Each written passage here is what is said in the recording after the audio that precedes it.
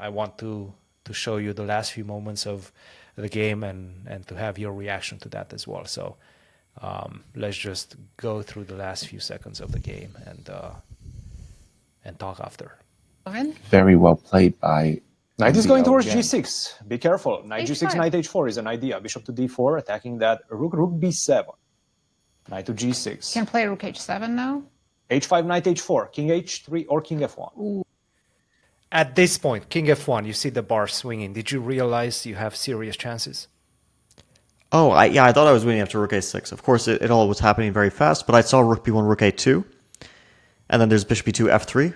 But once you get rook a2, you start to really feel like, yeah, there should be something there. Yep. And otherwise, like, he can't move his knight, so rook a1 is just such a tremendous threat. So I did think I was winning after rook a6. I wasn't sure before. I already thought that once he allowed knight, I was expecting him to play h5 to stop knight g6.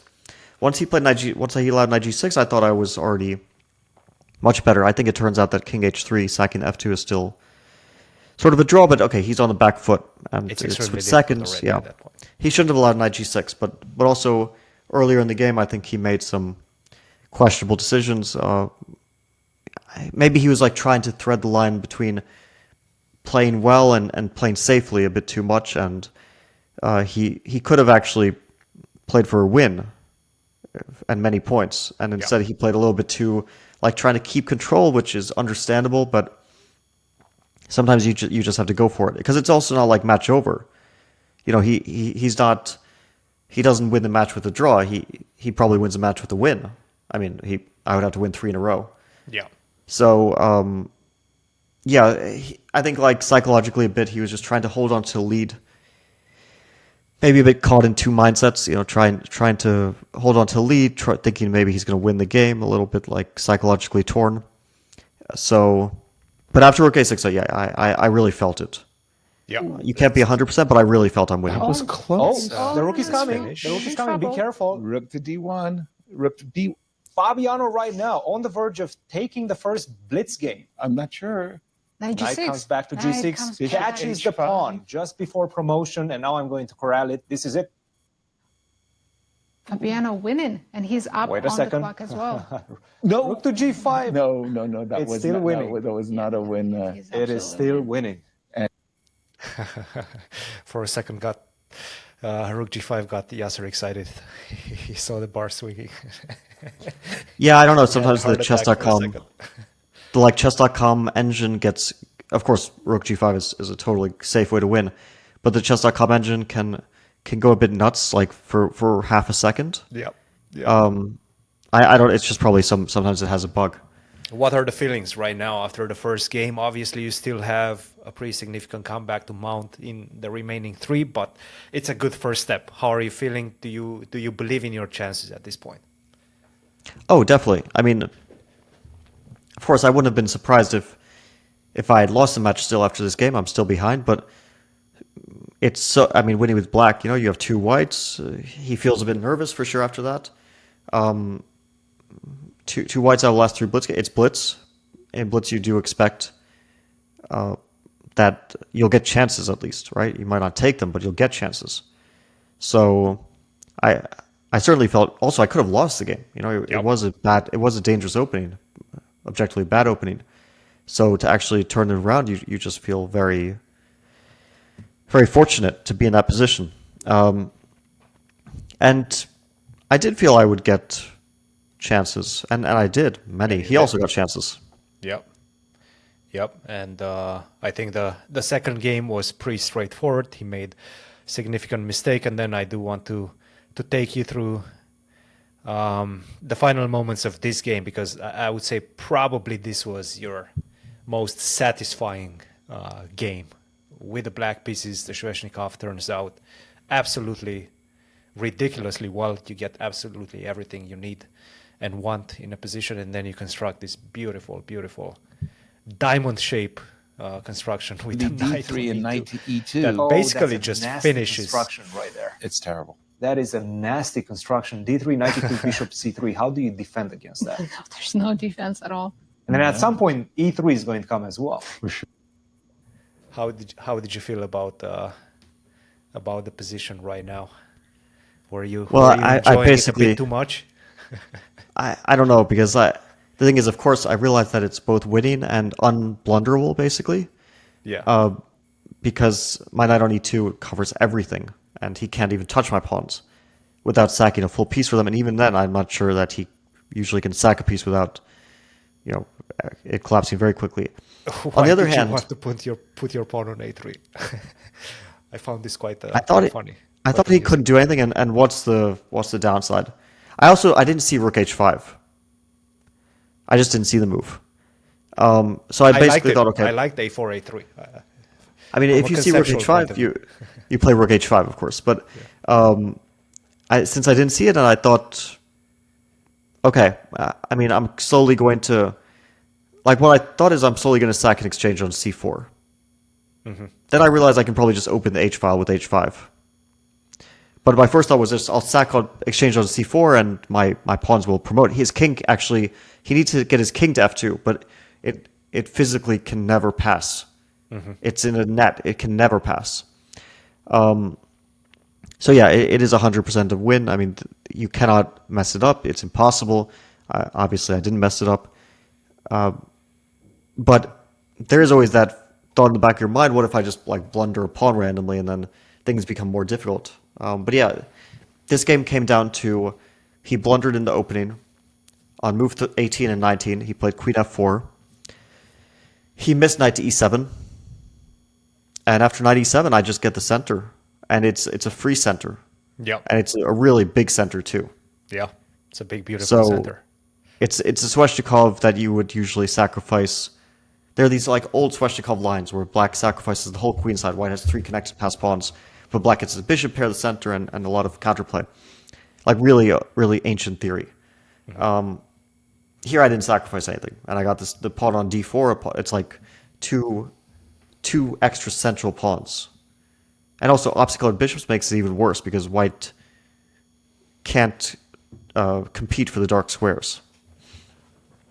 So yeah, that was his queen f4, queen f5. It showed that he was tilted. Yep. And after that, I felt that way as well. After that, I realized that I'm going to struggle not to get tilted because against Levon, I was in the same situation with white. Like, don't lose, and you win the match. But that was the semifinal. Now it's the final. It's extra pressure. So, so I knew that I would struggle in this game. I could feel it. You could feel it. Yeah, I could somehow feel it. The opening was good. I mean, it was like a sterile opening. Uh-huh. And then on like move 12, I had this thought. It was like, I should play e5. I kind of know it. It's the correct move. But it's responsible. I just can't bring myself to do it. And instead I played queen e2. So then I started to play like obviously passive and kind of sad moves that I really am not happy making. I also missed knight f7 at one point, which would have won a pawn. Yeah. Knight f7. And then you It guys was got overall to this position. And obviously things are somewhat concerning, but you're not worse. You're not even like worse at this point. But you do have a weak king. I'm not. But I was happy to get here. Okay, he's going for that. Take. Queen c1. So, Okay. Were you Queen not H1 worried mate. when Queen Queen c1 came on H1. board? Yeah, to start with, I don't know why I played king h3. I can simply play queen c4, which is the first move I thought of. Yeah. And then I thought he would play queen b6, and I wasn't ready to play like... For some reason, I wasn't ready to play knight d6 or knight g5, I guess mentally. But the thing is, knight d6, queen e3, I could just play queen c7. Yeah. And then he has his to play keep the against my perpetual. king. Yeah. But yeah, I have my play, so it just ends in a perpetual. Super easy. And I actually had like, I guess like a minute when I played king h3, so why am I playing king h3? 57 seconds against 34, actually. Somehow you were Just- ahead on the clock. Just play queen c4. I mean, you never lose this. But it was, okay, king h3 is stupid. Queen c1, now I am, again, in a difficult decision position. I should play queen f3. Sack the b2 pawn, play knight d6. It's not a big decision. It's not a super big or difficult decision. But, okay, pressure's on a little I bit. did not like this. It's not mate, King but to it's close. H3. Very close to mate. And queen b2 is hanging. Yeah, well, Queen Alright. H1 is definitely 45 seconds against 34. trying to flush the white king. A double idea. It's just not That's queen. He's No, it's It's not. not You to decide to resolve go game now. for knight Ooh, g5, knight to which is G5. He's losing. allowing. He's big blunder. Okay, f5 was winning, but g6 is also good. Knight NPL h3. close to even in the score. Hold on. He's got a kind of a mating net, doesn't he? Knight H7, King King G7. G7. We were trying to understand.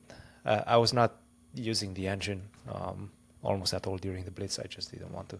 But we were trying to sort of understand why the bar was swinging back and forth, and this f5 was so powerful. But anyway, but okay, from like, a practical let's- perspective, things are starting to smell fishy, you know? Oh yeah, I mean knight g5 was terrible.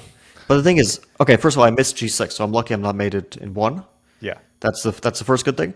This f5 is very difficult because if I take and knight h3, this is why like engines are very often not helpful, especially in Blitz.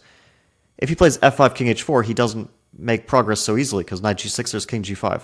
Yeah. So the winning move, according to the engine after king knight h3, is king to f7. You mean Like- f5, right? Or no, f5, take, knight h3, king f7. Okay, yeah. Yeah, king f7. I mean, and then f5 take, queen takes, queen d1, queen f3, f5, king f4, knight e6, king e3, queen b3, and he picks up a lot of pawns. Yeah, that's I mean, what king we said. f7 is tough. It's a really tough Very move tough. Very. because to I would not say play practically f5. impossible. Yeah, it's really tough. So okay, g6 is I think the most natural move. Knight h3, king g7. I was super nervous because I don't have counterplay, so he can't mate me. He can't even check me. But what do I do F5, after is it? king He g7? survived this with white. F5 check. F5 check is a winning f5 is It's coming an right idea, now. a yeah. winning idea. The knight can't move. I'm not sure Knight it's a threat moves right as now. queen h5 Queen mate. to d7. Okay. Queen g2, queen e4, those moves. Play winning. themselves. He's gonna go b5. What about queen? Everything Queen is to winning, but D3. he has 20 seconds and is very queen e4, yes, sir.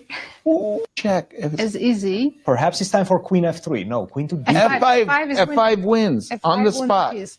F5 wins on the spot. But how 10 does seconds. it win? F5. He's done it. He's done. Okay, he plays f5, and obviously at this point you realize it's something went terribly wrong. You have 17 seconds, not a lot. How do you make the decision to go king h4 and not take on f6? This was an easy decision. So the thing is, my previous move was a blunder. If I play queen d4, surprisingly, I'm okay. Instead of queen d2.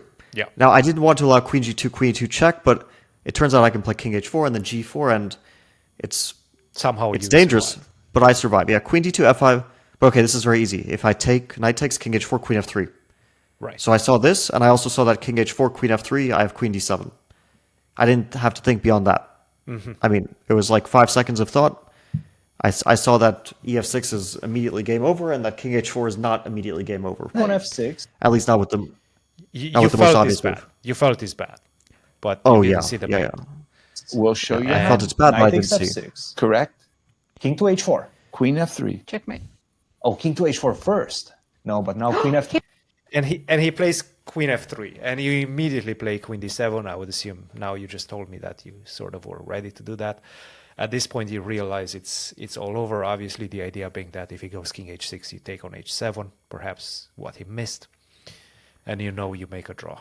I mean, the thing is, I also have queen takes e6, so he was just in full blunder mode. Yeah. No, actually, he probably thought that the king goes to h6. But then, yeah, then king h7 is... Queen takes h7. Queen h7 is winning. King h7, knight g5. It's a very basic tactic. It's very surprising he missed it. He immediately set out to the game g5, f g5, knight f8 instead of queen f3. So he realized the winning path. Yeah, it's for Maxime especially. It's a rather simple. I mean, he's very good at these things. Then he said, "Oh, g6. Maybe you don't resign immediately." But after g6, there's not too much that can go wrong for black. For example, you can simply take and go back to knight f8. Or you could also leave the pawn on g6 and play queen to f3 now. And the problem is that there's no queen f4, knight g6. There's no Queen d4, knight g6, king g5, there's queen g3. Kind of important, but not too difficult. So, yeah, it's just... We would go to another playoff if he had found it. There's nothing to say. I just got very lucky. It was just very, very lucky. But it was also nerves, and that's something you kind of expect. Look, in I these feel long this matches. is winning in general a tournament. It's so difficult, and the nerves are at an all-time high, especially in this type of moments with everything on the line. Even if you're leading, even if you're behind, there's always going to be some sort of nerves in play. And winning is not easy in general. Obviously, you need to have a special type of character to get it done in these final moments, and you did it. So, congrats, Fabi.